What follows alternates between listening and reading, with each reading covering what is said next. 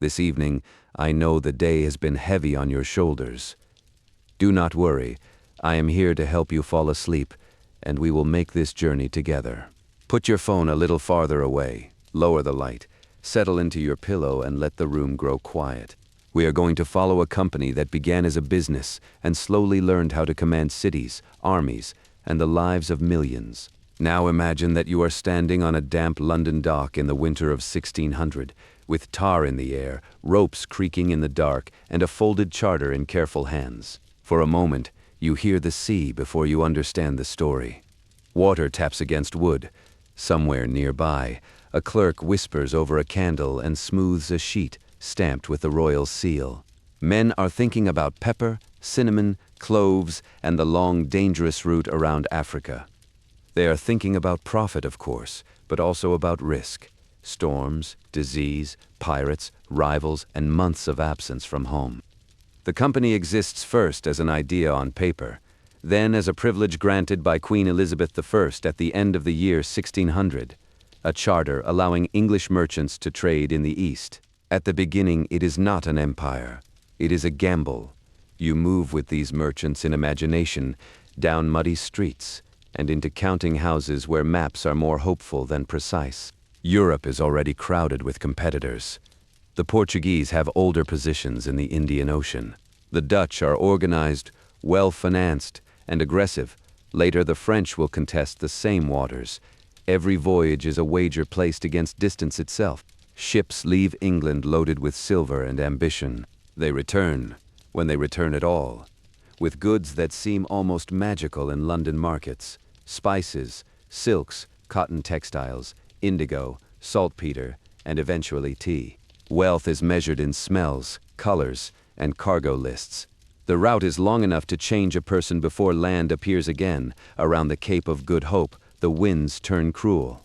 Timber groans, sails snap, and salt settles on skin and hair until every passenger tastes of the sea.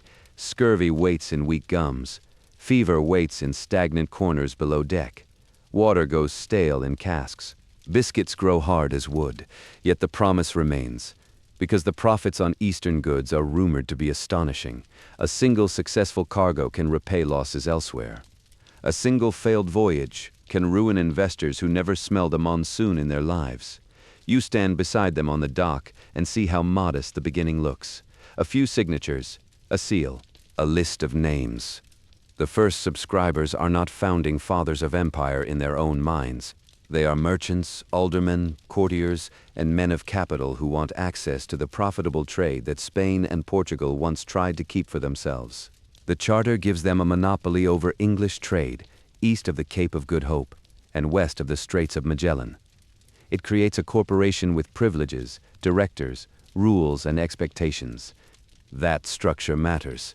It allows money from many hands to be pooled into voyages too risky for one merchant alone. Joint stock finance sounds quiet, almost dull, when compared with battlefields, but it is one of the hidden engines of the story. In rooms far from the surf, investors discuss percentages, cargo space, and insurance. They argue about dividends and discipline. Clerks copy instructions.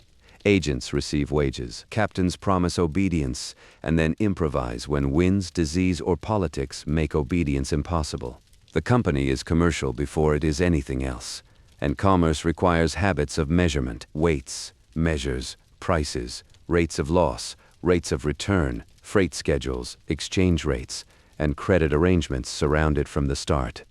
A company that learns to count every bale and every barrel also learns to count men, ports, and risks. Still, once you follow the ships farther east, a new reality opens. The Indian Ocean is not an empty frontier waiting for English initiative. It is an old and intricate world of merchants, pilots, brokers, rulers, sailors, financiers, interpreters, and port officials. Gujarati merchants already move goods on a large scale. Arab, Persian, Armenian, Malay, and Indian networks cross the water with familiarity that English newcomers do not possess.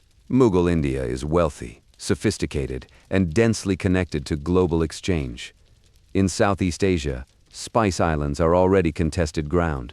The company arrives late to an already crowded table. This matters because the company cannot simply plant a flag and begin ordering people around. At first, it must ask. It must negotiate for anchorage, for customs terms, for safe passage, for the right to rent a house or build a warehouse. Its representatives flatter local officials, offer gifts, and search for patrons. They make mistakes with etiquette. They misunderstand rank. They overestimate their importance. A letter from London may sound commanding on paper and feel faintly ridiculous when read aloud in a court where the company is one petitioner among many. Power, in this early phase, does not belong to it. So you drift inland to Surat on the west coast, one of the first major centers of company activity in India. Here the Mughal Empire still towers over the company's ambitions. Company men seek licenses and protection under imperial authority. They wait in an atmosphere thick with paperwork, rumor, and hierarchy. They learn that access can depend on gifts, patience, and a precise sense of who must be addressed first. They also learn that the sea and the land are linked by politics. It is not enough to reach a harbor. One must survive the customs house, the governor's mood, and the interests of local merchants who already know how trade should work. As the years pass, a scattered geography of company settlements begins to form. Factories, meaning trading stations run by factors or agents, appear in places where cloth can be bought, goods stored, and accounts settled. On the Coromandel coast, the company becomes deeply interested in Indian textiles, whose quality and demand far exceed what many English consumers have known. Printed cottons, fine muslins, dyed fabrics, and plain cloth for further finishing all become essential to company trade. The company is not merely extracting exotic curiosities. It is inserting itself into one of the most advanced manufacturing zones in the world. You can almost hear the looms. In weaving towns, work proceeds according to rhythms older than the company and larger than it. Cotton is spun, dyed, woven, washed, folded, inspected, bundled, priced, advanced against future delivery, rejected, bargained over, then loaded for transport. Company servants do not create this world. They enter it and attempt to bend it toward their own commercial needs. They issue advances to producers. They rely on brokers and intermediaries. They complain when quality varies. They complain when local prices rise. They complain when Dutch or Indian competitors bid more. Even in complaint, they reveal dependence. The company needs Indian labor, Indian knowledge, Indian credit, Indian materials, and Indian cooperation long before it can imagine ruling India. In 1615, Sir Thomas Roe reaches the Mughal court of Jahangir as the English king's ambassador. When you imagine him there, he seems smaller than his title. The court is splendid, ceremonial, and confident. Roe's task is not to intimidate an empire, but to secure commercial privileges within one. His mission helps the company obtain firmer footing, yet even that footing remains conditional. The relationship is practical, not equal. Mughal power grants and withholds. Company men adapt. This is important to remember later. When the company speaks as though rule were its natural destiny, in the early 17th century, nothing about its position feels natural or secure. As settlements harden into more permanent bases, the company learns to value walls. Warehouses full of cloth and silver are vulnerable. So are men who live among rival traders, shifting alliances, and occasional piracy. Fortified posts seem prudent. Fort St. George at Madras grows from a commercial foothold into a walled settlement. Bombay, acquired by the English crown through the Portuguese marriage alliance and then leased to the company, becomes another vital center. On the Hooghly River, the settlement that will become Calcutta develops from rented sites and fortified enclosures into a place with increasing commercial and political weight. In each case, the company tells itself that walls are defensive. Often they are. But walls also change the mind of the people behind them. Inside those walls, another transformation begins, subtle and easy to miss. A warehouse requires guards. Guards require pay. Pay requires organization. Organization requires records, discipline, punishment, and supply.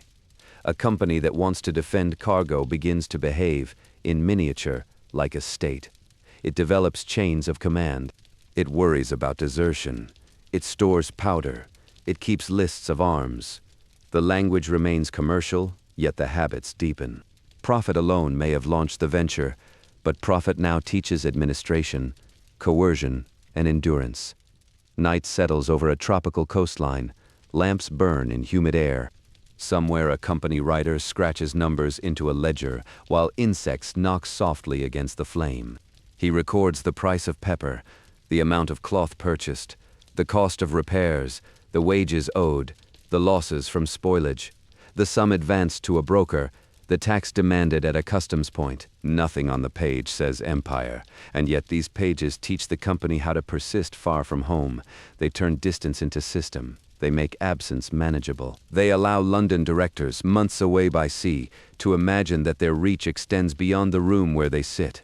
The directors themselves remain an important part of the atmosphere. Back in London, they gather in committee rooms and complain about corruption, private trade, indiscipline, and disappointing cargoes.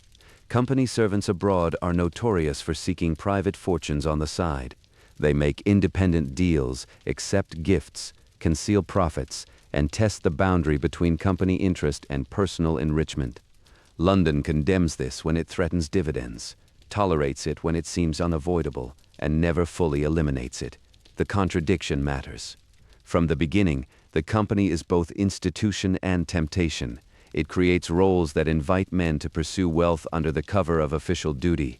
This is not only a moral problem, it shapes the entire structure of company behavior.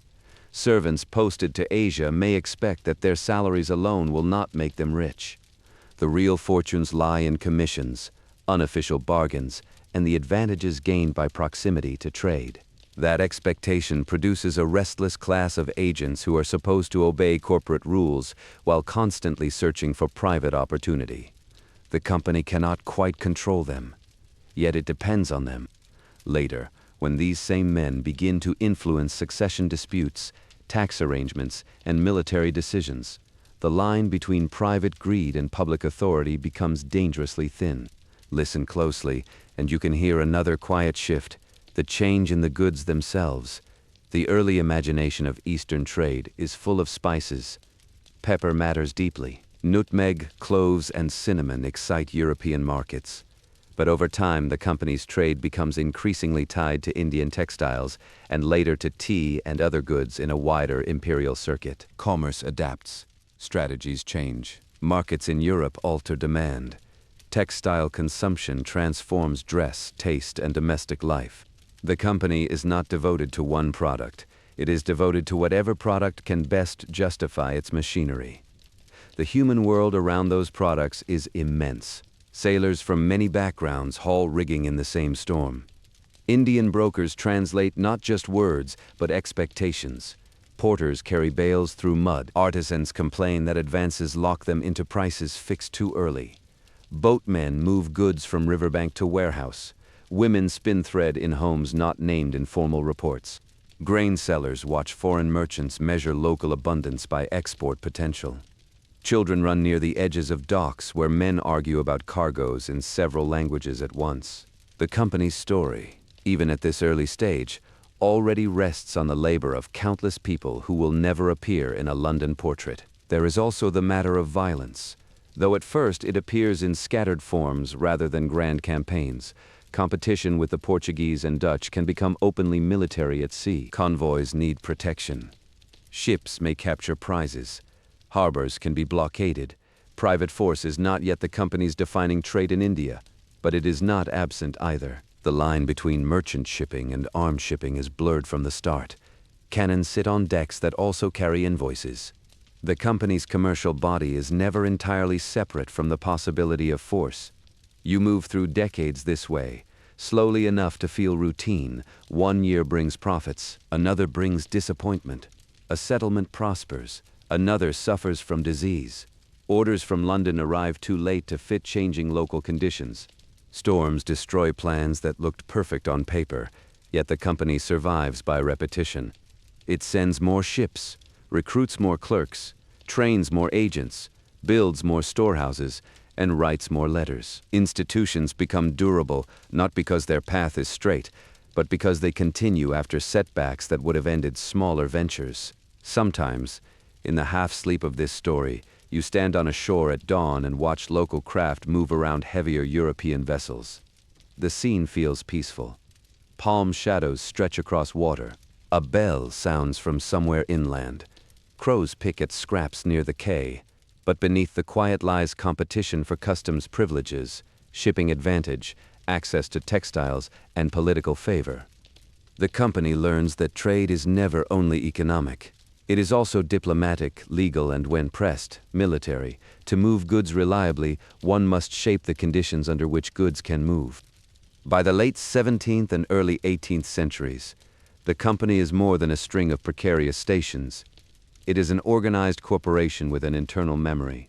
It has archives, precedents, forms, and habits. It remembers which officials could be persuaded, which ports were healthier, which seasons favored departure, which commodities spoiled easily, which kinds of fraud were common, which brokers could be trusted, and which promises usually failed. Memory is power. It means that a new servant does not begin from nothing. He enters a machine that has already learned how to survive. Yet survival is not sovereignty. The company still lives inside larger political worlds. Mughal power, regional rulers, local merchants, and other Europeans all matter enormously.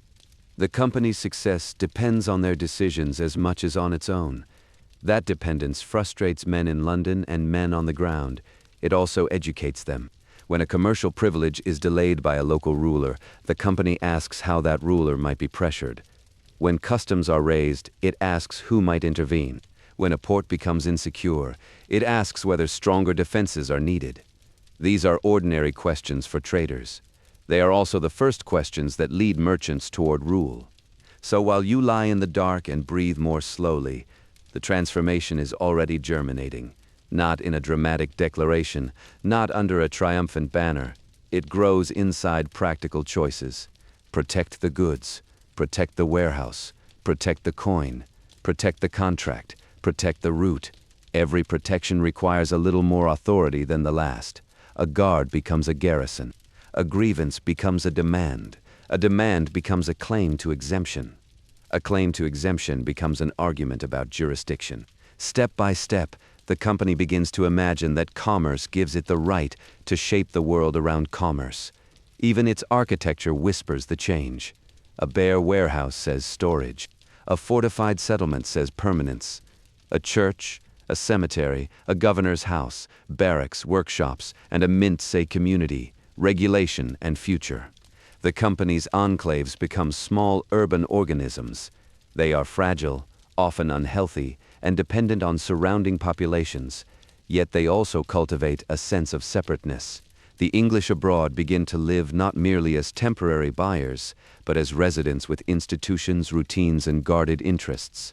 That social solidity supports political ambition. The nights in these settlements can feel strangely suspended.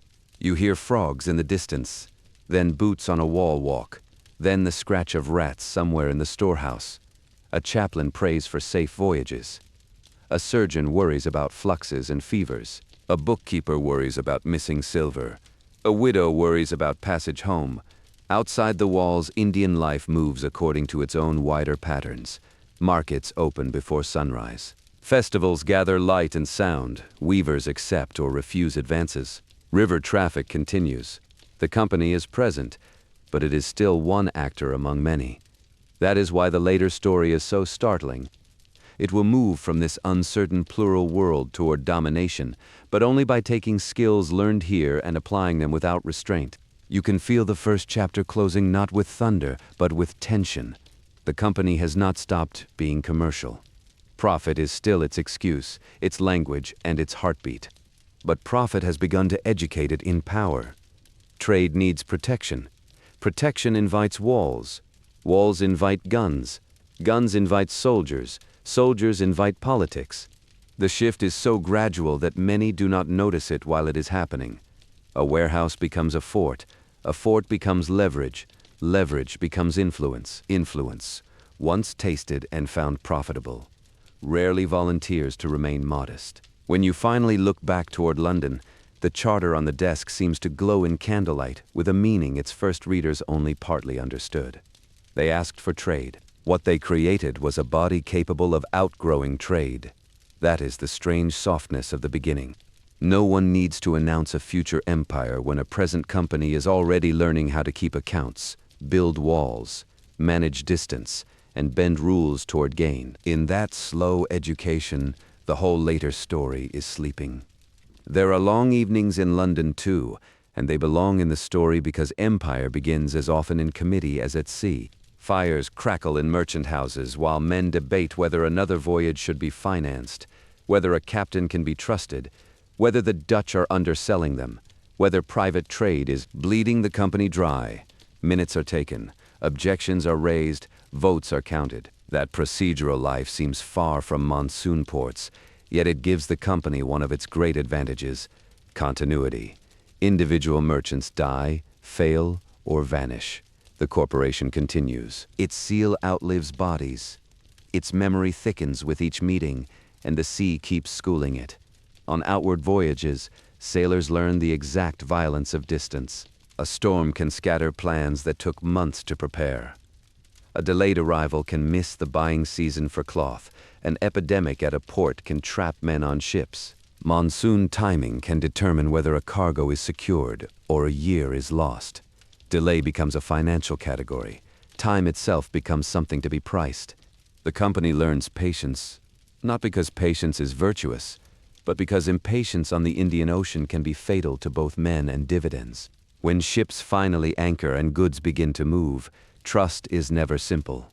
Silver must be guarded, weights must be checked, samples must be inspected, brokers must be chosen carefully.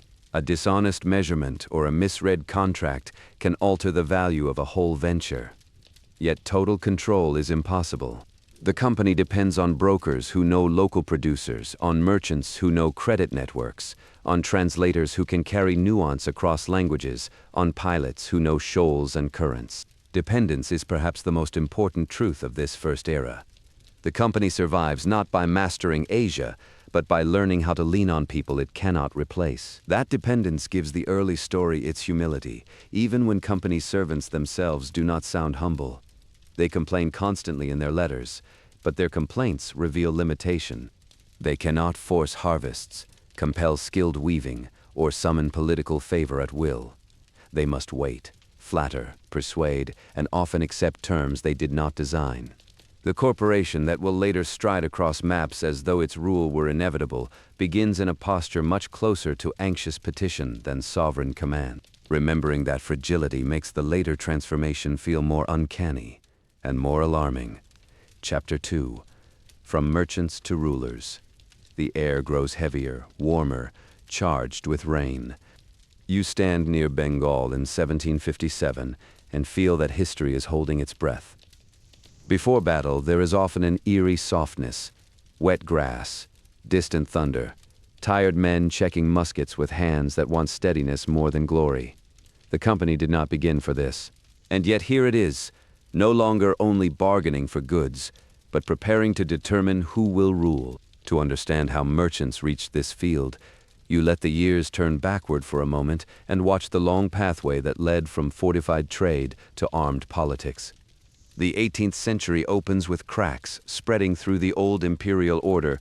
The Mughal Empire remains grand in memory and still powerful in many places, but its central grip weakens after the death of Aurangzeb in 1707.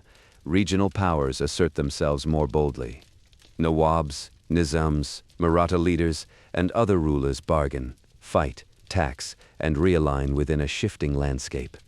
For a company trained to notice opportunity wherever stability loosens, this is a dangerous invitation. It still claims to be a commercial body. Yet commercial bodies in unstable political environments soon begin to ask who protects whom and under what price.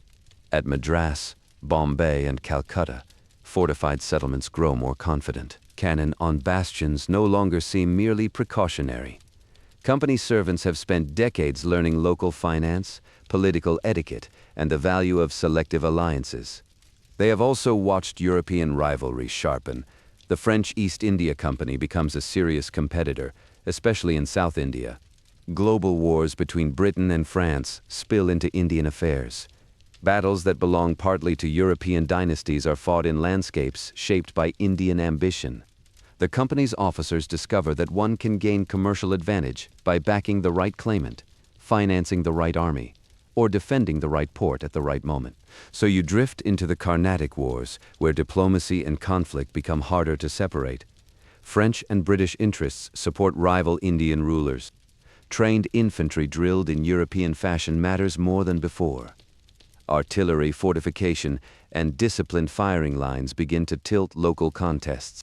This does not mean Indian rulers are passive spectators. Far from it. They maneuver actively, choose allies, and pursue their own objectives. But the company learns a lesson that will prove transformative. Military force can secure political outcomes, and political outcomes can secure revenue, contracts, and territory. What began as defensive capacity starts to look like a profitable instrument. The Sepoy army grows out of this environment.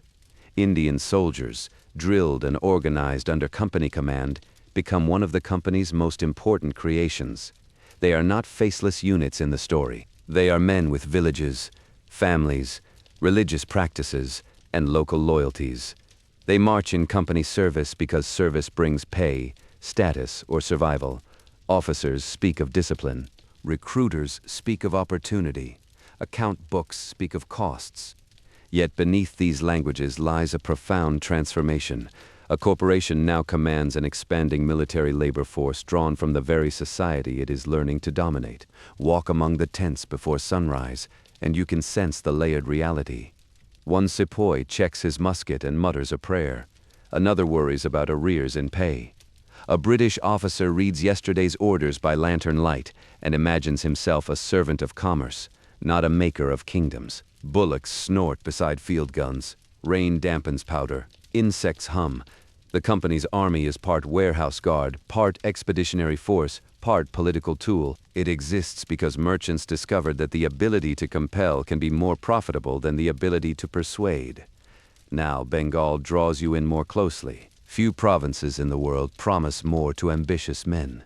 It is fertile, populous, commercially rich, and full of textile production. River systems carry grain, silk, cotton, and information through a wide and busy landscape. Revenue potential appears immense to outside eyes. The company has already built a substantial presence at Calcutta, and with prosperity has come arrogance. Company servants seek exemptions, strengthen fortifications, and act with increasing independence. The Nawab of Bengal, Siraj-ud-Dawla, sees this behavior not as innocent bookkeeping but as a threat to his authority. Conflict escalates. Calcutta is attacked and seized in 1756. The episode later becomes wrapped in British outrage, fear, and self-justifying memory. What matters for the broader arc is that the company responds not simply to recover trade, but to reshape politics. Robert Clive returns with forces by land and sea. Negotiation proceeds alongside conspiracy. Company representatives cultivate disaffected elites at the Nawab's court. Mir Jafar, among others, is drawn into a scheme that promises him power in exchange for cooperation. From this point onward, battle and bribery are no longer separate tracks. They are one method. At Plassey in June 1757, the battlefield is less straightforward than heroic later paintings suggest. Rain falls, men wait, lines hold, some forces hesitate. Some betray. The company's victory depends not only on firepower and resolve, but on political arrangements already prepared behind the scenes. This is crucial. The company does not become ruler because it overwhelms India in open contest all at once. It rises by exploiting fractures, rewarding defectors, manipulating succession, and translating limited military success into disproportionate political gain. Plassey is a masterclass in leverage. Afterward, the atmosphere shifts almost at once. A merchant company that had once begged for privileges now begins to place a Nawab on the seat of power and expect payment, favor, and compliance in return. Treasure moves, compensation is demanded. Contracts multiply, gifts grow enormous. Private fortunes are made with almost indecent speed. Company servants who had arrived as traders leave with wealth that astonishes Britain. The word nabob enters British life to describe men enriched by India, sometimes admired, often resented.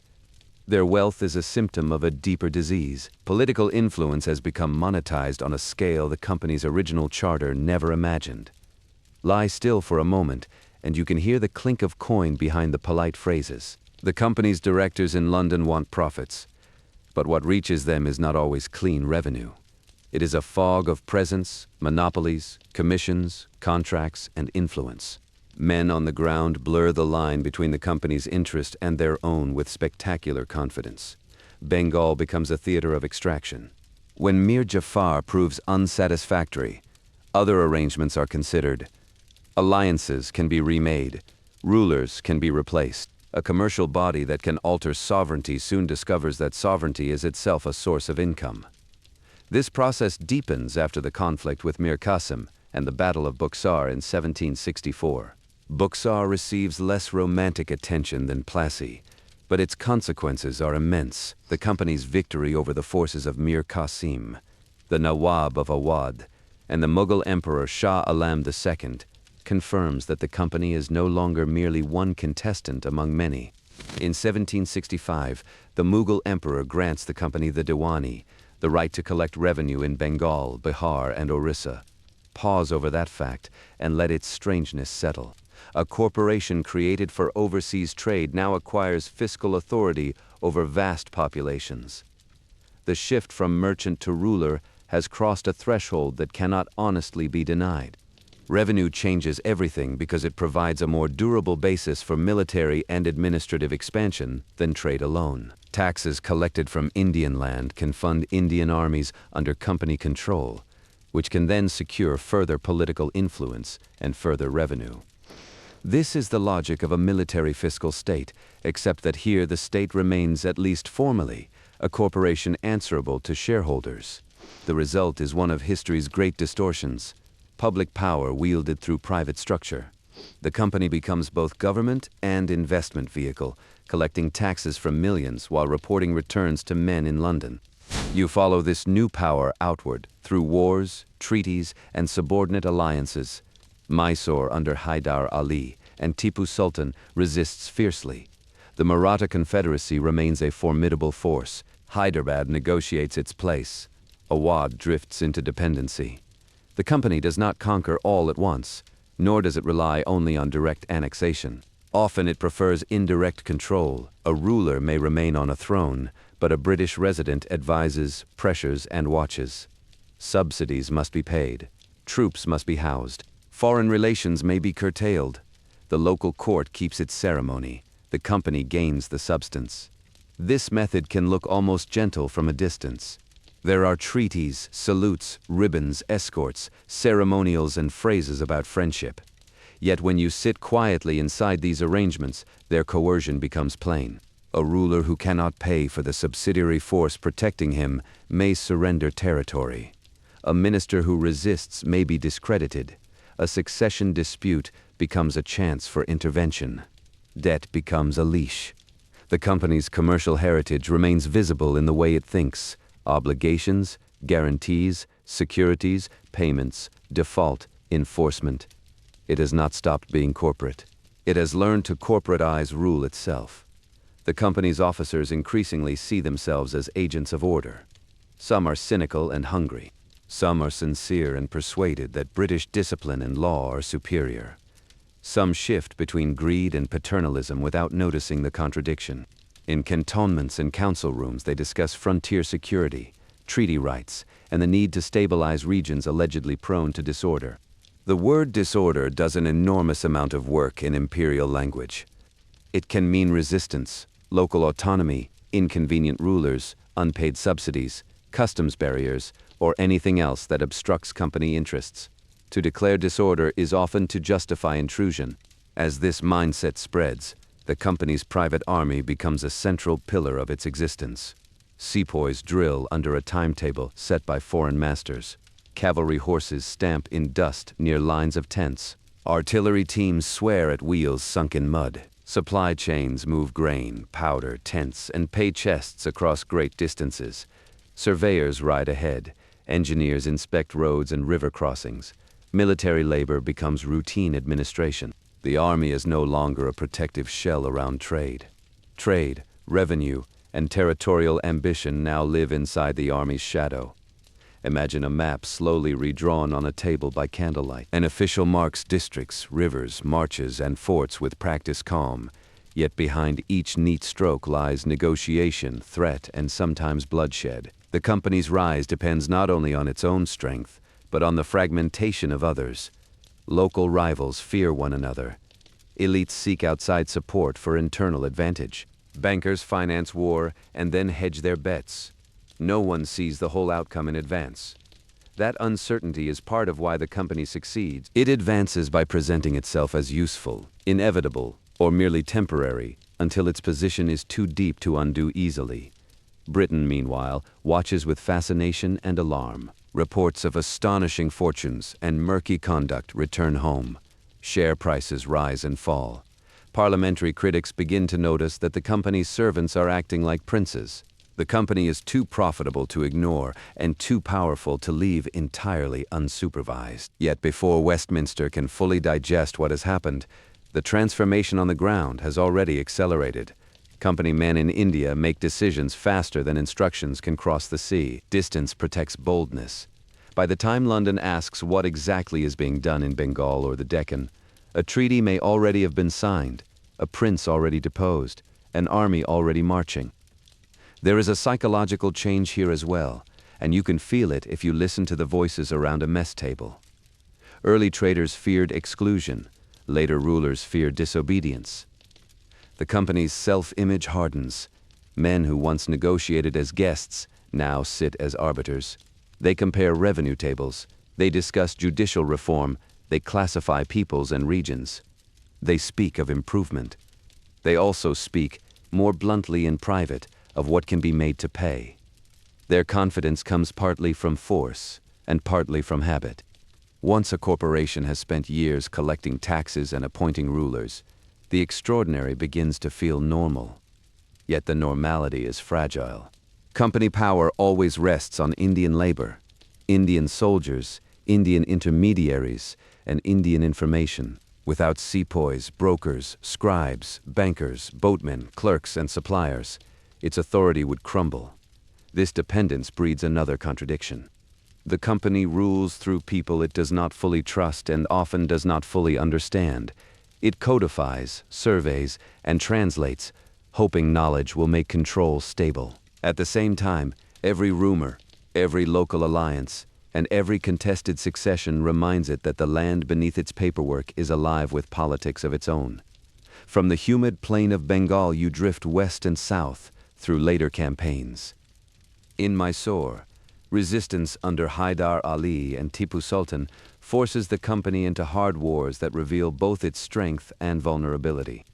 Tipu experiments, negotiates, modernizes, and refuses easy submission.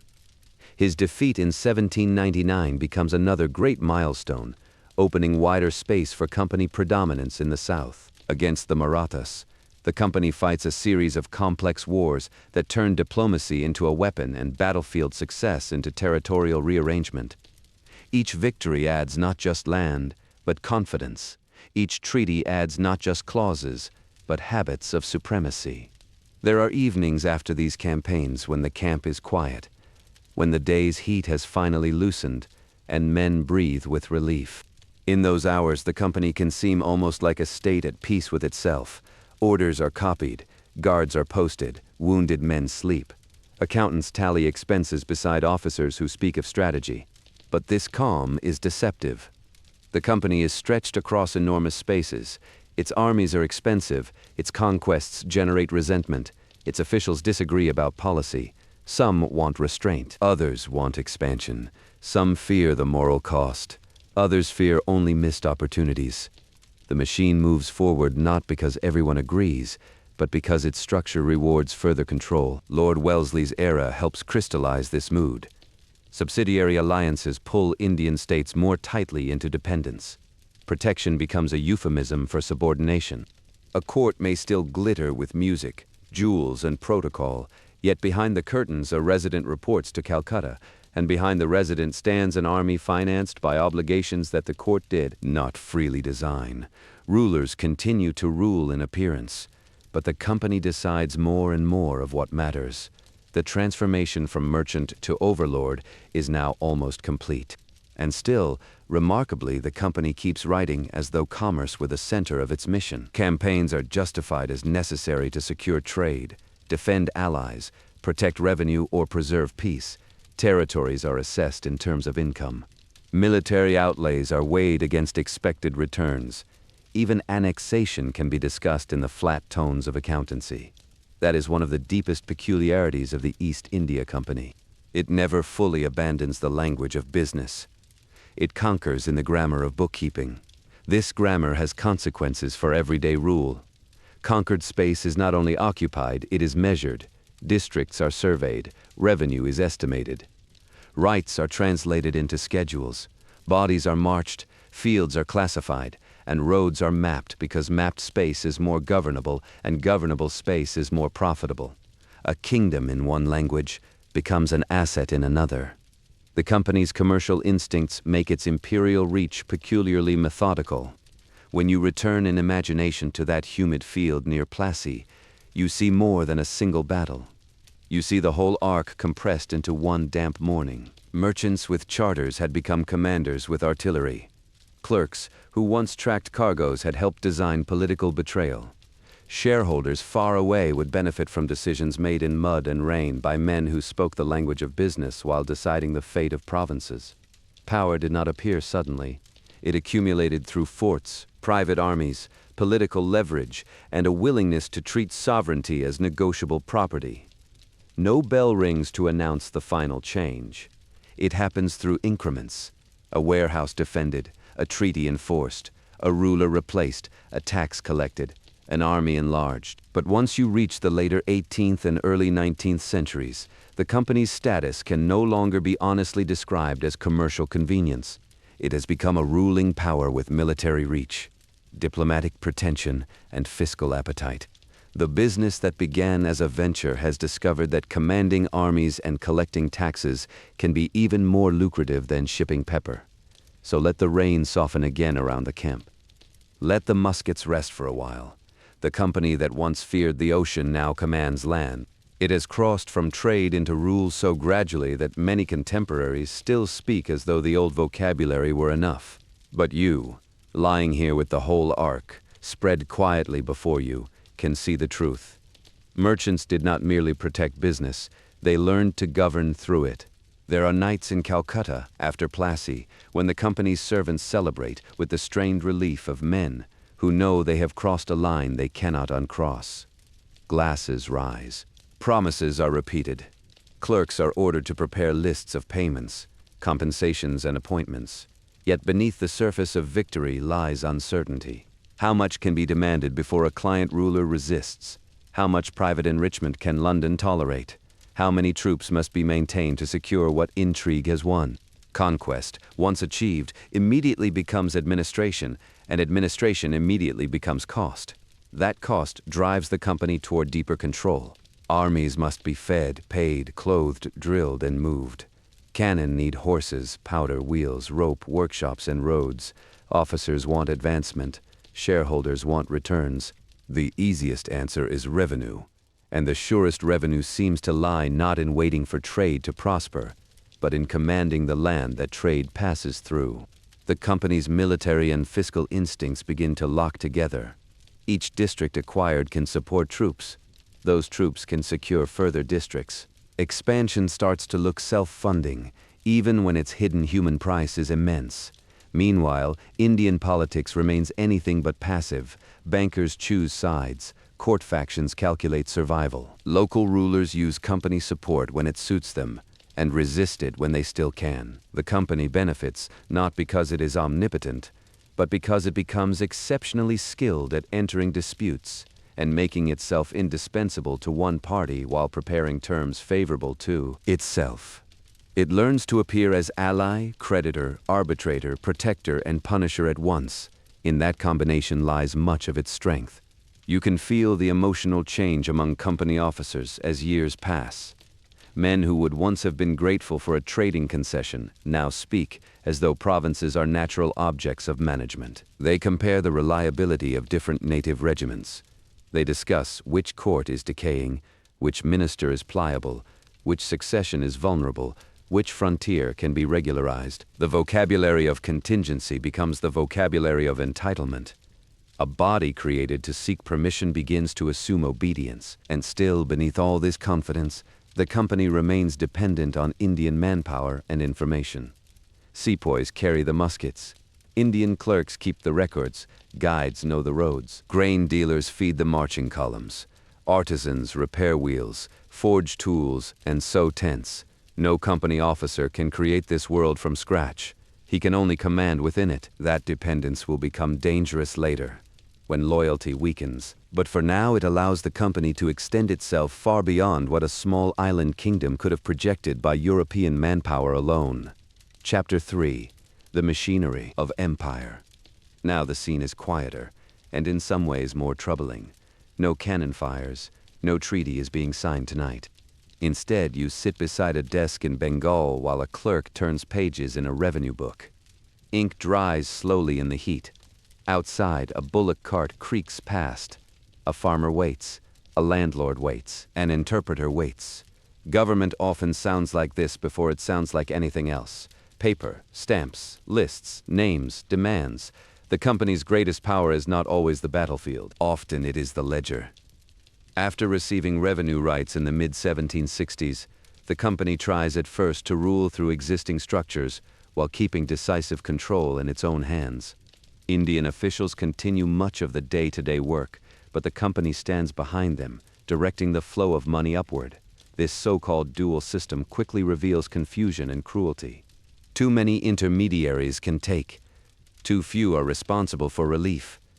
Revenue expectations remain hard even when local conditions weaken. Pressure descends through layers of administration until it reaches villages, fields, workshops, and households that have no language powerful enough to answer back. When famine devastates Bengal in 1770, the silence of administration becomes one of the story's darkest sounds. Grain fails or cannot be accessed. Prices climb. Bodies weaken. Entire communities endure loss beyond counting. Historians continue to debate precise causes and relative weights, but few doubt that company priorities deepened suffering. Revenue demands did not vanish when hunger spread. The company was not yet a modern state with a coherent welfare capacity, and its commitment to extraction proved stronger than its capacity for care. In the shadow of famine, the difference between rule for profit and rule for people becomes brutally clear. You walk slowly through a district office after that catastrophe. Bundles of records are stacked in corners. A collector worries about arrears. An Indian clerk copies names with exhausted precision. Petitioners wait in a shaded courtyard, their feet dusty from long roads. Some seek remissions. Some complain of extortion. Some ask for recognition of rights they cannot prove in the form now required. The company's rule does not descend as a single iron weight. It arrives through procedures. Procedures become expectations. Expectations become structures from which daily life cannot easily escape. Out in the countryside, the administrative language changes shape again. Zamindars, village headmen, moneylenders, tenants, cultivators, and laborers are drawn into a new intensity of measurement. Land must be assessed, dues must be fixed or revised, claims must be recognized or rejected. Property must be translated into categories legible to the company's record-keeping mind. The company often imagines that clearer classification will produce fairness and efficiency. In practice, translation from lived complexity into official categories can harden inequality, empower some intermediaries over others, and expose vulnerable people to more systematic demand than before. Later reforms attempt to produce order from this confusion. In Bengal, the Permanent Settlement of 1793 fixes land revenue obligations on zamindars in the hope of creating a loyal class of landed proprietors with stable incentives. To its designers, it promises predictability. To many on the ground, it creates new tensions, new forms of pressure, and new possibilities for dispossession. Elsewhere, other systems emerge. In parts of South India, Riotuari arrangements deal more directly with cultivators. In northwestern regions, Mahalwari systems assess village communities or estates differently. These systems are not identical, Yet they share a common impulse: to render land, labor, and obligation visible to the company in forms that can be taxed. If you rest your head deeper into the pillow, you can almost hear the repetitive language of land settlement: survey, measure, record, classify, collect, appeal, review, enforce. There is a sleepy rhythm to bureaucracy, but its effects are not sleepy at all. A drought can make an assessment unbearable. A late payment can trigger penalties. A dispute over title can last years. A peasant family may know exactly who farmed a plot for generations and still fail to satisfy a paper standard introduced by distant rule. Power becomes abstract, and because it becomes abstract, it can be more relentless. Markets feel the change too. The company does not rule only from palaces and district offices. It rules through customs schedules, monopolies, transit controls, contracts, and procurement systems. Salt is taxed heavily. Opium becomes entangled in a vast and morally corrosive trade connected to China. Indigo cultivation presses on peasant choices in some regions, tying fields to export demand rather than local need. Cotton, silk, and other commodities move through chains in which advances, debts, quality controls, and shipping deadlines pull local producers into global circuits they do not govern. A village path may seem far from London or Canton, yet company rule binds them. Imagine a weaver sitting in dim light, fingers moving almost automatically after years of practice. The loom sounds patient, regular, intimate, but the calm is strained. An advance received months earlier must be repaid in cloth. Prices may have shifted. Yarn may cost more. A broker may reject the finished piece on technical grounds. Another buyer may not be available because company influence has narrowed the options. The weaver does not need to speak in the language of empire to feel empire. It arrives as pressure on time, price, and freedom of sale. The same is true for cultivators. A farmer may not care who debates revenue theory in Calcutta. What he cares about is whether the assessment leaves enough grain, whether an indigo contract traps the next season, whether the police will support a moneylender, whether the rains will fail, whether a petition will be heard, whether the official who visits speaks through an interpreter who treats him fairly. Empire is lived locally. Its abstractions become daily worries: the due date, the receipt, the seal, the rumor of auction, the knock at the door. And still, the company presents much of this as improvement. Roads are discussed, canals are considered, courts are reorganized, criminal procedure is codified, civil disputes are brought into systems that claim to be more regular than older arrangements. Some of these changes are genuinely consequential and, in certain settings, experienced by some people as useful or stabilizing. This complexity matters. Company rule is not a cartoon of pure darkness. It is a layered structure in which new institutions can coexist with deep exploitation. The point is not that nothing changed, but that change flowed through a hierarchy designed primarily to secure control and revenue. You enter a courtroom in imagination and feel how strange this new order can be. A judge sits beneath a fan moving lazy air. Translators mediate across languages. Hindu and Muslim legal traditions are studied, excerpted, and filtered into Anglo-Indian procedure. Precedent grows, papers accumulate. Lawyers learn new forms. Litigants learn that the road to justice may be long, expensive, and alien. The company increasingly believes that codified law will make rule cleaner. Yet law under unequal power can also make domination feel legitimate. A decision entered neatly in a register can still leave a village broken. Education, language, and knowledge become part of the machinery too. The company sponsors institutions, commissions translations, trains interpreters, and gathers information at impressive scale. Orientalist scholars study Sanskrit, Persian, and Arabic texts. Later, policy shifts toward English education in ways that shape elite formation and cultural hierarchy. Knowledge appears as curiosity, and sometimes it is. But knowledge is also governance. To classify castes, customs, land rights, languages, and legal habits is to build tools for administration. Archives do not merely remember reality. They help produce a governable version of it. Meanwhile, cities under company influence develop their own layered worlds. Calcutta grows into an administrative and commercial center where wealth and poverty sit alarmingly close together. Grand houses rise, offices multiply, taverns, bazaars, ghats, printing presses, docks and crowded lanes pulse with movement. Company men write home about the heat, the smells, the fortunes, the boredom, the spectacle. Indian merchants, bankers, and professionals navigate opportunities opened by the new regime while also confronting its asymmetries. The city becomes a place where empire is visible in stone and traffic, not just in policy. At night on the riverfront, lantern reflections tremble in dark water. Barges shift at anchor. Porters sleep near bales of goods they will move at dawn. A clerk hurries with a packet of dispatches.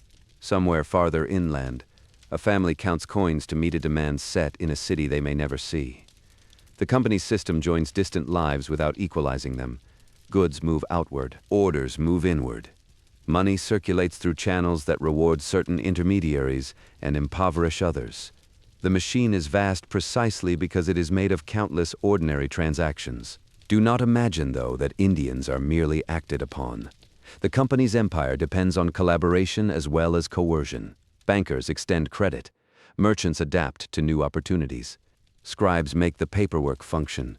Landholders negotiate, exploit, resist, or survive within the changing order.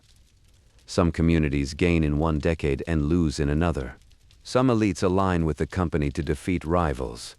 Some reformers later use institutions introduced under company rule to criticize both tradition and colonial power. The texture of everyday life under the company is therefore mixed, unequal, often harsh, sometimes opportunistic, always shaped by the fact that final authority lies elsewhere. The police and the district collector come to symbolize this elsewhere. The collector is one of the great company figures, part tax gatherer, part magistrate, part local sovereign in all but name. His district is a laboratory of imperial routine. He receives reports, issues instructions, supervises subordinates, and interprets policy from above. In theory, he embodies rational governance. In practice, his power can feel intimate and enormous. One office can influence land disputes, revenue demands, police action, and relations with local elites. A corporation that once dispatched factors to buy cloth now dispatches collectors to reorder society. Surveying becomes almost a dream of total vision. Fields are mapped, boundaries marked, rivers traced, resources estimated, knowledge promises mastery, yet the land resists total simplification. Floods alter courses, village memories contradict paper claims. Seasonal labor moves in patterns that neat categories do not capture. Custom proves flexible where law wants fixity. The company continues anyway because incomplete knowledge is still useful when backed by force. It does not need to understand everything perfectly to tax, punish, and redirect economic life. You may hear in the distance the click of a telegraph key toward the end of company rule, or the whistle of an early railway entering the landscape. These later technologies do not erase older burdens. They often intensify the reach of the state corporate apparatus. News moves faster. Troops move faster. Commodity flows become easier to organize. To some observers, this looks like unmistakable progress. To others, it looks like a stronger hand closing around the country. Both perceptions can exist at once. That is one reason the company's legacy is so difficult to place in simple moral boxes. It modernizes some mechanisms while deepening unequal power. Missionaries, reformers, and officials also add new layers of social tension. Debates over sati, widowhood, education, conversion, and custom circulate through company India with growing intensity in the early 19th century. Some interventions arise from genuine humanitarian concern. Others are entangled with civilizing assumptions and cultural arrogance. Even when reforms address real suffering, the manner of their imposition can feed suspicion that foreign rule intends to reorder all of life. This suspicion will matter later when military grievances ignite wider fears. For now, remain with the ordinary day. Morning heat rises from a road. A revenue peon walks with a summons. Women carry water while discussing a tax increase, none of them drafted. A village accountant opens a worn notebook. A court messenger ferries documents across a river. An opium agent checks sealed chests. A salt worker feels the sting of brine on skin while knowing that the commodity passing through his hands will carry taxes beyond his control. A student in Calcutta reads new books in a language that promises advancement and hierarchy together. Everywhere, life adjusts itself around a corporate sovereign. The company grows more abstract as it grows more effective. It is no longer only a board in London or a fort on the coast. It is correspondence moving between Calcutta and Westminster. It is a judge's bench. It is a tax notice. It is a police baton. It is a survey chain stretched across a field. It is a stamp pressed into wax. It is the expectation that one more payment can always be extracted, one more report can always be filed, one more district can always be rendered legible from above. Human cost hides inside procedure because procedure appears impersonal. This impersonality allows the company to imagine itself moral even when the outcomes are devastating. An official can say the rules were followed. A director can say the figures improved. A reformer can say the institution is being regularized. Meanwhile, the family that lost land to arrears, the laborer trapped by debt, the artisan squeezed by contract terms, or the peasant forced toward cash crops experiences not theory but consequence. The machinery of empire rarely needs constant spectacle. It works best when its demands become routine. Toward evening, paperwork piles higher on a desk, and the office slowly empties. The fan turns. Dust settles. Somewhere a collector drafts tomorrow's orders. Somewhere an Indian clerk writes a fair copy for the record. Somewhere a litigant wonders how many journeys remain before a case is decided. Somewhere a ship in the Hooghly waits for cargo financed by revenue pulled from inland fields. This is how the company's empire breathes, in transfers, assessments, files, contracts, and repeated small acts of compulsion that feel ordinary only because they happen every day. If Part 2 showed you how merchants learn to rule, Part 3 shows how rule learns to endure. Armies can win provinces, but only administration can turn conquest into habit. The company's genius, if such a cold word may be used, lies in its ability to convert commerce into bureaucracy, and bureaucracy into lived dependence. It builds a world in which trade, taxation, law, and everyday survival are woven together so tightly that millions must move within its logic, whether they consent or not. The night deepens now. The ink dries. The ledgers close one by one, but the system keeps humming beyond the edge of sleep. In some distant village, a due date approaches. In some warehouse, a consignment awaits inspection. In some office, a regulation is copied that will alter lives far away. Empire, at its most effective, is often not a shout, but a repetition. The company learns that lesson too well. The company also learns to govern through seemingly modest monopolies that reach into the body itself. Salt, essential to life, becomes one of the clearest examples. A commodity so ordinary that every household depends on it is drawn into revenue logic. The tax is not dramatic in the way a battle is dramatic. It does not announce itself with banners. It sits instead in daily necessity, forcing the poor to pay the state corporate machine each time they preserve food or season a meal. Empire often prefers this kind of intimacy. It enters the most ordinary acts and waits there. Opium reveals another face of the system. In parts of India, cultivation and procurement are organized under company supervision in ways that connect peasant fields to the vast and troubling trade with China. Chests are packed, sealed, auctioned, transported, and insured with bureaucratic calm. The commodity travels far from the people who produce it, yet its discipline begins in village land, in contracts, advances, and supervision. A farmer may think only of weather, yield, and the demand of the local agent. Far away, those calculations join imperial finance and international conflict. The company's world is built from such long chains. Postal routes and communications add still more threads. Runners, horses, ferries, and later faster networks allow orders to circulate with increasing regularity. A complaint can travel upward, though never with equal force. A directive from Calcutta can descend into a district with astonishing authority. Information becomes a form of infrastructure. The company that once feared delayed letters now depends on disciplined correspondence almost as much as on troops. Dispatches help synchronize extraction. Reports help compare districts. Statistics help imagine that a subcontinent can be governed by forms. There is a human type that flourishes in this order. The clerk, not the glorious conqueror of paintings, but the writer of neat hands and patient eyes, the translator of local reality into official language.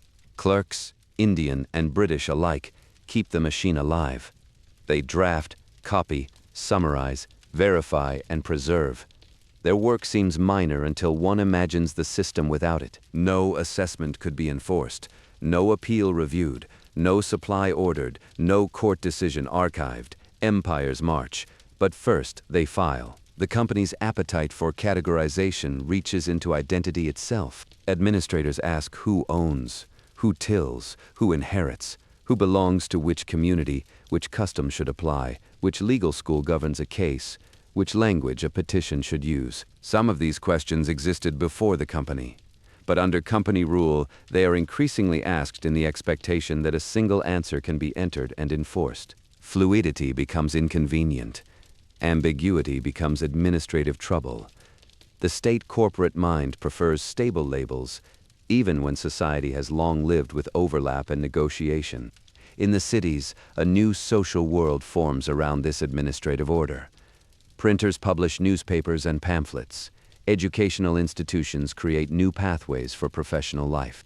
Intermediary elites emerge who can move between British official culture and Indian social worlds with varying degrees of comfort or strain. Translators, lawyers, teachers, journalists, and reformers occupy spaces that did not exist in the same way before.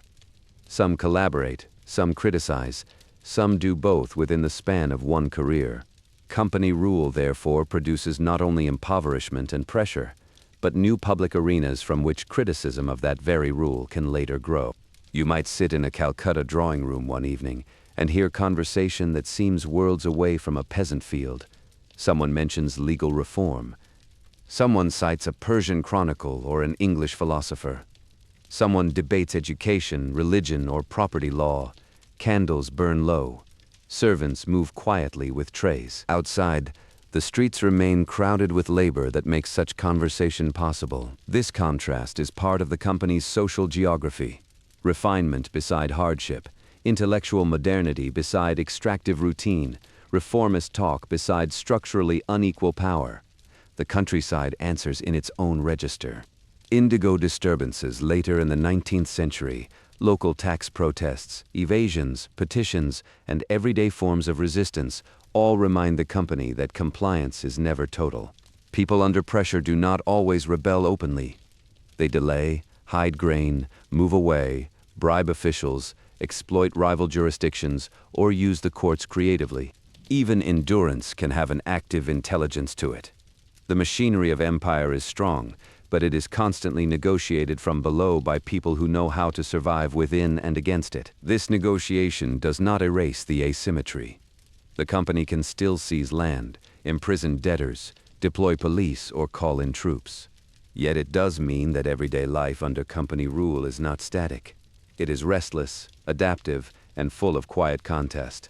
The empire's paperwork may look smooth in bound volumes. The lived reality beneath it is not smooth at all. It is full of argument, fatigue, improvisation, fear, ambition, resentment, and hope. That is why the ledger is such a powerful symbol. It appears final, clean, controlled, but every number in it has passed through human hands and human struggle. A tax total contains failed harvests, coerced labor, paid bribes, and anxious bargains. A revenue increase may mean not efficiency, but sharper pressure. An export figure may hide villages redirected toward cash crops. The page seems calm because suffering has already been translated into ink. As midnight approaches, imagine the offices of Company India falling quiet. Lamps are trimmed, pens are laid down, guards yawn near gates, yet the records remain, stacked and tied, ready for the next day's demands. Bureaucracy gives empire its memory and its confidence. It allows those in power to believe that society can be mastered through accumulation of paper. The company comes as close to that dream as any corporation in history has ever done, and that is precisely what makes its rules so chilling. Chapter 4. Scandal, Rebellion, Legacy. At last, the silence changes again. It is 1857, and before dawn in a barracks yard, men stand in uneasy clusters, speaking lower than usual. Rumor travels ahead of command. Distrust travels even faster. For years, criticism of the company has been building in many forms. Stories of corruption, parliamentary intervention, resentment over annexations, fear among princes, anger in the countryside, and growing bitterness within the Bengal army itself. A corporation that once answered mainly to shareholders has long since drawn the attention of the British state. The fiction of purely commercial rule has been fading for decades. Tonight you feel what it means when accumulated pressure finally nears ignition. Long before 1857, scandal has already wrapped itself around company government. In Britain, politicians, pamphleteers, and moral critics ask how a trading corporation came to wield sovereign power over distant populations. The company's finances periodically wobble, even as its servants return rich. Parliamentary inquiry follows public alarm. The Regulating Act of 1773 attempts to impose more structure, strengthening central authority in Bengal and creating new forms of oversight. Later, Pitt's India Act of 1784 increases state supervision through a board of control. These measures do not end company rule, but they mark an admission that the company cannot be trusted to remain merely a private concern. When you imagine London during these debates, you hear not battle drums but the rustle of papers and the low rumble of speeches. Edmund Burke denounces abuses with moral fury. Warren Hastings becomes the subject of a great impeachment trial that stretches across years, turning company India into a matter of public conscience and theatrical politics. Hastings is ultimately acquitted, yet the proceedings matter because they force Britain to confront the strange constitutional creature it has created. A body neither fully state nor fully private, powerful enough to rule millions and slippery enough to evade clean accountability. While Parliament debates, the company continues its work in India. Expansion does not stop because criticism rises. The Charter Act of 1813 ends the company's trade monopoly with India, though not yet with China and tea. The Charter Act of 1833 removes its remaining commercial functions and makes explicit what has long been true in practice. The company is now chiefly an administrative and governing body. Pause with that. The business that entered Asia for trade gradually loses the commercial privileges that once defined it, yet keeps territorial rule. The corporate shell remains, but its center of gravity is government. Even stripped of much of its trade identity, the company does not shed the instincts that came with that identity. It still thinks in terms of efficiency, manageability, regularization, and extractable value. It expands through doctrines, regulations, and calculated intervention. Governors general speak of reform. Surveyors, magistrates, and military officers extend the system. Annexations continue. The doctrine of lapse, associated with Lord Dalhousie, declares that certain princely states without a direct natural heir may be absorbed, rather than allowing adopted succession to stand. To British administrators, this can appear tidy and rational. To Indian rulers and elites, it appears as a predatory reinterpretation of sovereignty. Awadh, annexed in 1856 on grounds of misgovernment, becomes one of the clearest examples of how company language and local experience diverge. Official justification speaks of reform and better administration. Many local observers see humiliation, dispossession, and intrusion into a kingdom with its own political traditions. Courtly worlds are unsettled. Retainers lose positions. Landholders feel the administrative shock. Soldiers in company service who come from Awadh watch their home region transformed under foreign reasoning. The resentment does not remain local. It enters the emotional atmosphere of the army itself. The Bengal army has its own grievances, even before the cartridge controversy. Questions of pay, promotion, overseas service, allowances, caste status, and respect simmer for years. Many sepoys serve loyally for long periods, but loyalty does not erase humiliation. A military system built on hierarchy can function for decades while storing resentment in silence. Officers may mistake outward discipline for inward consent. They may speak of paternal bonds and fail to notice the erosion beneath them. The company has always relied on Indian soldiers. By the mid-19th century, It also depends on assumptions about obedience that are growing brittle. Then the Enfield rifle cartridges become the spark feared in hindsight. The rumor spreads that cartridges are greased with cow and pig fat and must be bitten open, offending both Hindu and Muslim religious sensibilities. Whether every detail is accurate matters less than the atmosphere of distrust in which the rumor travels. Soldiers already prepared to suspect interference in their customs now see proof of disregard. They interpret the issue not as an isolated mistake, but as part of a wider pattern in which the company does not respect what it governs.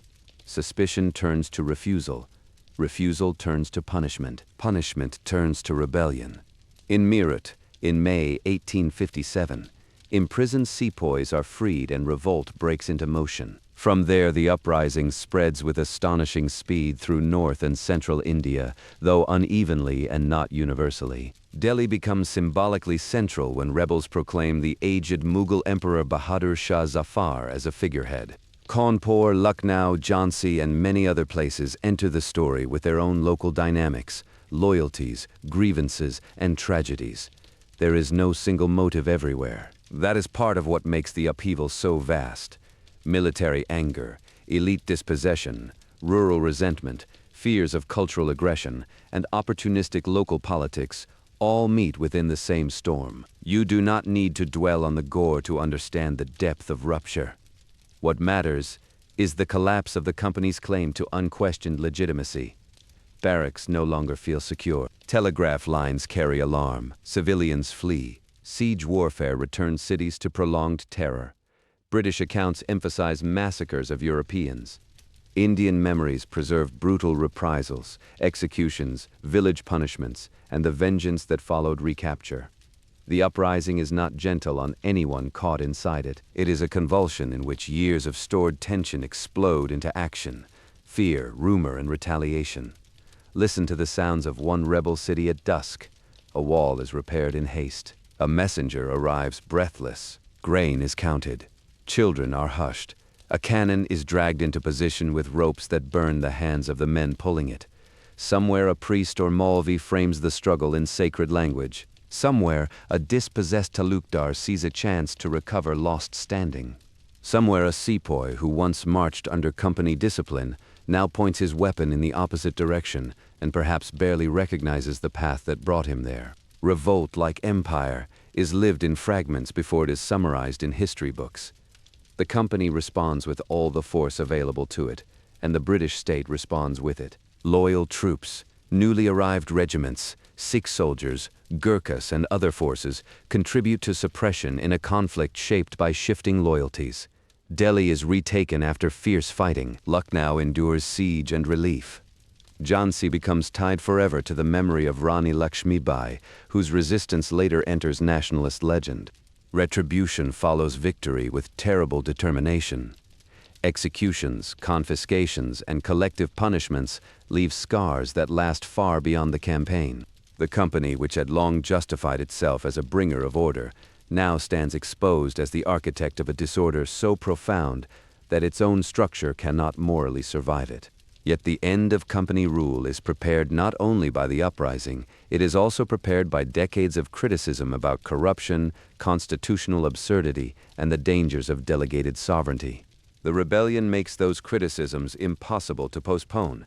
In 1858, the Government of India Act transfers power from the East India Company to the British Crown. A Secretary of State for India is appointed in London, advised by a council. The Governor-General becomes the Viceroy in the new imperial arrangement.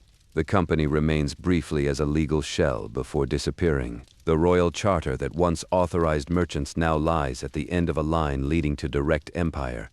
Feel the strangeness of that full arc. A corporation founded to trade in spices and textiles becomes a territorial power, then a tax-collecting regime, then an object of parliamentary scandal, then the administrative bridge into crown rule. Few institutions in history change categories so completely while still claiming continuity. It is as though a counting house slowly discovers that it can command armies, shape law, and rearrange societies, then hands the apparatus to a monarchy once the moral burden becomes too obvious to carry alone. The legacy left behind is immense and uneven. wealth has moved out of India into British circuits of finance, consumption, and industrial growth. Administrative habits endure: district governance, codified procedure, centralized record-keeping, and many of the legal and bureaucratic forms later inherited and contested by colonial and post-colonial states alike. Military recruitment patterns change after 1857, shaped by British anxieties about who can be trusted. Railways and telegraphs continue under Crown rule, carrying both economic integration and stronger imperial control. Trade routes remain, so do inequalities forged under company priorities. The memory of economic exploitation also remains. Later Indian thinkers will speak of a drain of wealth, arguing that India's resources were systematically transferred outward under colonial structures. Even when precise calculations are debated, the felt truth of extraction is hard to ignore. Taxes supported foreign armies. Revenues financed administration that answered ultimately elsewhere. Commercial patterns favored imperial advantage. Famines, debt, coercive crops, and skewed development were not accidental shadows beside the system. They belonged to its logic. The company did not merely govern badly at times. It linked governance to profit in a way that made human welfare secondary whenever the two came into conflict. There is another legacy too, quieter but enduring, the warning it offers about corporations and power. The East India Company became a symbol far beyond its own century because it demonstrates how private interests can accumulate public force when legal privilege, military capability, and distance from oversight come together.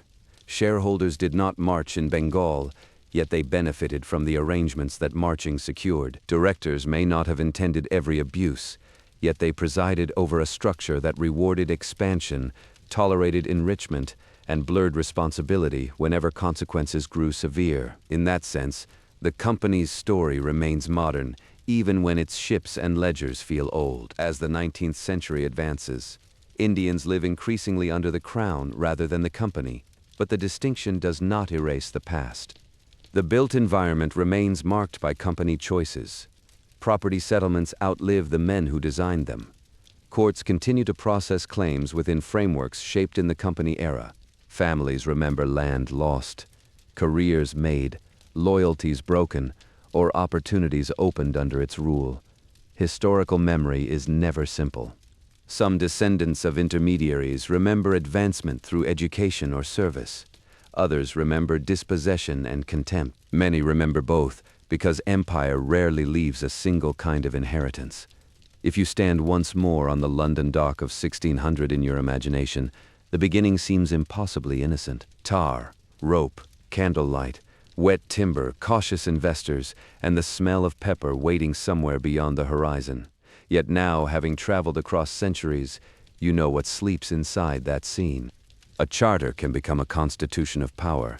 A warehouse can become a fort. A fort can become leverage. Leverage can become sovereignty. Sovereignty can become scandal. And scandal, after rebellion, can become empire under another name. The night is quiet again. The ledgers are closed. The ships are still. The voices that argued over cargo, tax, loyalty, and law have faded into distance. You are left with one of history's strangest shapes, a business that became a government, then an empire's instrument, and at last a lesson: trade did not remain trade. It learned to command. Somewhere between a dock in London and a village road in Bengal, millions of lives were made to live inside that transformation. Let the story soften now. Let the barracks yard empty. Let the clerks put away their seals. Let the rain pass over the fields of Plassey and the riverfront of Calcutta and the port of Bombay and the old courts where petitions were folded, stamped, and forgotten. Let the maps on the table blur gently at the edges. You do not need to carry the whole weight of empire into sleep. Only the shape of the lesson is enough. When trade is allowed to become power, power rarely chooses to remain gentle. So breathe out slowly. The company is gone, but its echo remains, asking the same quiet question across centuries. Who should rule, and in whose interest? You do not have to answer it tonight. You only have to let the question drift away with the tide. The harbor darkens, the candle lowers, the charter folds shut, Sleep. After 1857, official language works hard to explain the catastrophe in manageable terms. Reports isolate causes. Committees categorize failures. Manuals are revised. Recruitment patterns are reconsidered, yet the uprising resists tidy containment because it was never born from one grievance alone. It grew from a long accumulation of economic pressure, political annexation, cultural suspicion, military imbalance, and the arrogance of rulers who mistook obedience for affection. The cartridge became a symbol because the ground was already prepared for symbols to catch fire. Even before the rebellion, many Indians had been learning to read company intentions with deep suspicion. Missionary activity, educational reform, changes in law, and the confident moral tone of some British officials fed the belief that the company did not simply wish to govern, but to refashion society. Some of those fears exaggerated immediate policy. Some were grounded in real interventions. What matters is that foreign rule had lost the benefit of trust. When people begin to assume that every administrative reform hides a larger threat, ordinary governance becomes almost impossible. The company had governed too long for profit, and too often with contempt, to expect easy confidence. British observers after the uprising often insist that the Crown's takeover marks a clean break. But the break is less pure than the proclamations suggest. The apparatus changes masters, yet many company structures endure. District offices remain. Legal codes continue to evolve from foundations already laid. Railways, telegraph lines, cantonments, and revenue arrangements do not vanish with the charter. Personnel transfer, habits persist. The corporation dies, but the imperial state inherits its paperwork, its roots, its anxieties, and much of its social imagination. In that sense, the company's afterlife is longer than its legal existence. Queen Victoria's proclamation of 1858 promises respect for religious practices, greater care in governance, and an end to reckless annexation. It is meant to soothe, to reset the tone after years of accumulated fury. Some readers hear reassurance in it, others hear necessity disguised as generosity. The promise of non-interference does not erase what has happened, but it reveals something important. The rebellion forced the rulers of Britain to admit that open disregard for local sensibilities had become politically dangerous. The company had spent too many years assuming that efficiency justified intrusion. The Crown now presents itself as wiser, even while preserving the essentials of imperial control.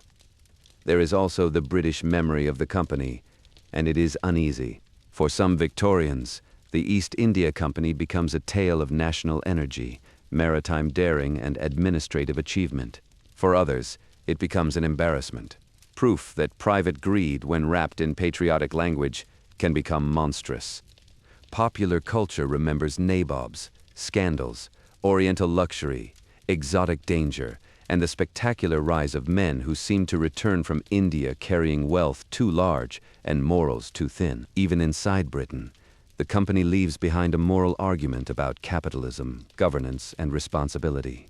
This is why its story continues to be studied not only as colonial history, but as a history of corporate power. The East India Company shows how dangerous it can be when commercial entities obtain monopolies, armed force, political privilege, and weak oversight all at once. None of those elements alone explains the scale of the outcome. Together they create a machine capable of transforming trade into sovereignty. The lesson is not confined to one century. It concerns the enduring temptation to let private wealth manage public life in the name of efficiency. And yet, to stay honest, the story must also preserve human texture rather than dissolving into theory. Think again of the individuals carried along by this machinery. A sepoy drilling in heat, a Bengali clerk dipping a pen into ink, a weaver listening for a broker's verdict, a zamindar calculating how to meet a fixed demand, a merchant in Calcutta deciding whether to align with new rulers or old networks, a child in a river town seeing company flags so often that they begin to look normal. History is made from these close lives, not only from acts of parliament and famous battles. By the time the company fades, many of its servants have convinced themselves that they were instruments of civilization. Some believed this earnestly. Others used it as a cleaner language for domination. Either way, the self-justification matters because empire rarely describes itself as greed. It calls itself order, reform, security, improvement, modernization, law. The East India Company perfected that habit while never entirely abandoning the arithmetic of gain. Its rhetoric grew noble, its incentives stayed hard. So when the harbor darkens in your imagination and the first charter is folded shut, you can finally feel the full weight of the story's title. The East India Company was not just a business that made history. It was a business that ruled. It ruled through ships and forts, through clerks and collectors, through credit and cannon, through surveys and salaries, through law and rumor, through alliances and punishments. It ruled quietly at first, then broadly, then so completely that even its critics had to build new constitutional machinery to contain what it had become. The room around you is quiet. The harbor is quiet. The ledgers are quiet at last. Keep only the outline of the story and let the details loosen. A company pursued profit. Profit sought protection. Protection demanded force. Force invited rule. Rule produced scandal. Scandal, revolt, and scrutiny ended the charter, but not before millions had been required to live under it. That is enough for tonight. Let the tide pull the rest away.